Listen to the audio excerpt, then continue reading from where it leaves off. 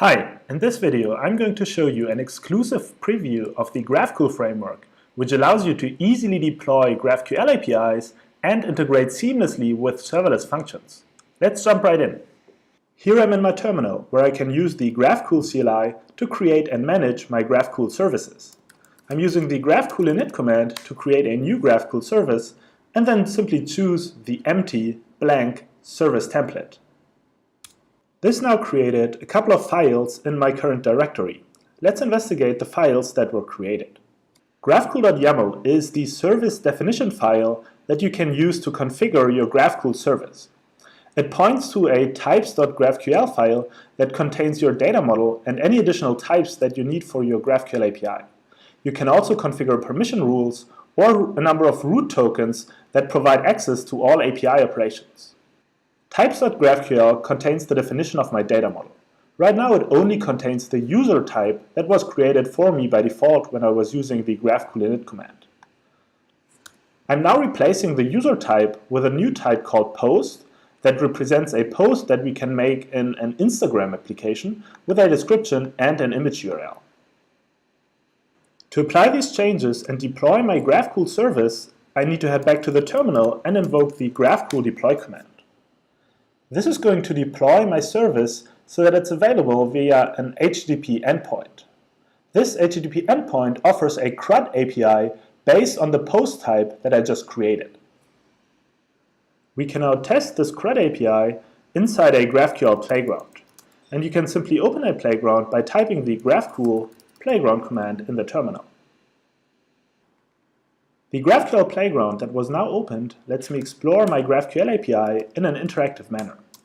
Let's start by sending an all-posts query and asking for the description and image URL of each post. Right now, we only receive an empty array as a response from the server because we haven't created any posts in our database yet. Let's go ahead and change this by creating a new post in our database. Here I'm using the create post mutation and providing the description and image URL as arguments. Now I created the post and I can go back to the all post query, and now the post is going to be returned by the server. I now want to show you how you can integrate serverless functions to extend the capabilities of your GraphQL API. Therefore, I'm simply uncommenting a couple of lines from the graphcool.yaml file that were generated for us initially that contain the functionality for a hello world resolver function. To apply these changes, I need to head back to the terminal and invoke the Graphcool deploy command. Once the resolver was deployed, I can test it inside my GraphQL playground by sending the corresponding query.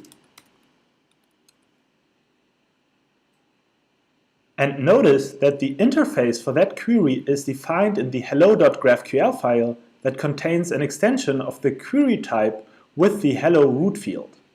This hello.graphql file was referenced in the configuration of the hello world resolver inside my graphcool.yaml file.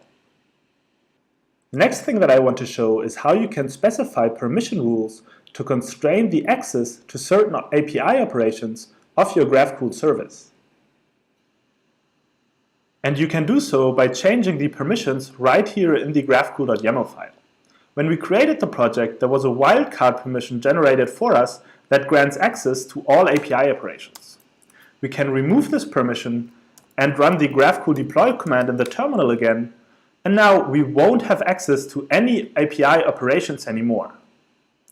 The wildcard permission was now removed, so let's head over to a playground again and send the all post query from before. This time the server responds with an insufficient permissions error because we don't have the access right for this particular operation. As the last part of this video, I now want to show you how you can extend this simple example to build a front-end application using React and Apollo client that also uses an email and password-based authentication workflow. I now downloaded the code for this example from the Graphcool Examples GitHub organization.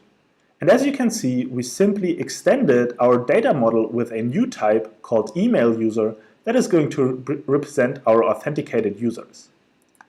Inside graphcool.yaml, we further define 3 additional resolver functions that are going to be responsible for the authentication workflow. And then finally, the permissions that we configure for our project are that all the users who have access to our API endpoint are able to read, post nodes, but only authenticated users are actually able to create new nodes. And that's what we are going to see in the example right now. Here I am in the root directory of the example project that I just downloaded from GitHub, and I can simply call yarn start to start the application. When the app was opened inside the browser window, I can simply click the Sign Up with Email button and go ahead and provide my email credentials. And this now, under the hood, calls the Sign Up user mutation that is creating a new email user node in the database and now gives me access to the Create Post mutation so I can create new posts right here in the application. This is it for this video. If you have any questions, check out our documentation or ask your question in our forum.